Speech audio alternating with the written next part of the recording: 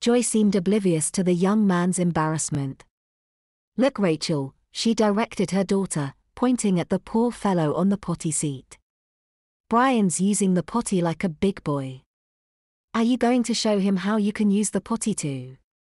Brian could just make out Rachel wordlessly shaking her head from the corner of his eye. It all seemed like a bad dream to him. This, however, seemed infinitely worse.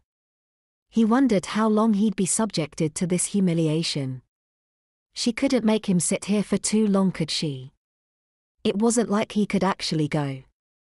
There was no way he could pee-pee in front of all these people. It was the strange sound that broke Brian out of his reverie. It sounded like water rushing down a drain somewhere. He couldn't figure out where the noise was coming from, though it sounded very close. Then he saw the wide grins his mom and Joy had on their faces and the look of horror Rachel had on hers.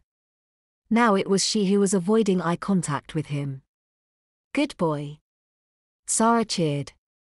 It took another second for Brian to put it all together. Then it finally clicked. The noise was one of liquid splashing against plastic. It was the sound of him making tinkles in the potty. He hadn't even felt his bladder let go. He was tinkling his pee-pee out into this silly child's toy in front of his best friends and his mom without even being able to control it. And the worst part of it was that these adults were actually praising him for it. "Look, honey, Brian is making tinkles," Joy announced to Rachel. Even Megan was now looking over her shoulder at Brian's plight while her mom assured her, "Don't worry, Meggie, you'll get the chance to show Brian you can use the potty like a big girl just like him soon enough." It was all too much for Brian.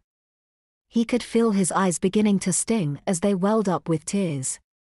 He tried to control his emotions, not look any more of a little kid than he already did. He couldn't keep it together though, and soon salty tears were streaking down his blushing cheeks. "Oh sweetie," Sarah cooed as she saw Brian's distress. "What's the matter, buddy?" "Mommy is very proud of her big boy. There's no reason for crocodile tears." The steady flow of pee into the potty had tapered off to a few final spurts, the noises still echoing through the room to Brian's horror. As it finally stopped, Brian sniffled and declared, "I'm not supposed to use this little kid potty." Sarah gave him a sympathetic look and leant in close, wrapping her arms around him and brushing her hand through his hair. There, she whispered. "It's okay, buddy, I think my big boy just needs some cuddles from his mommy."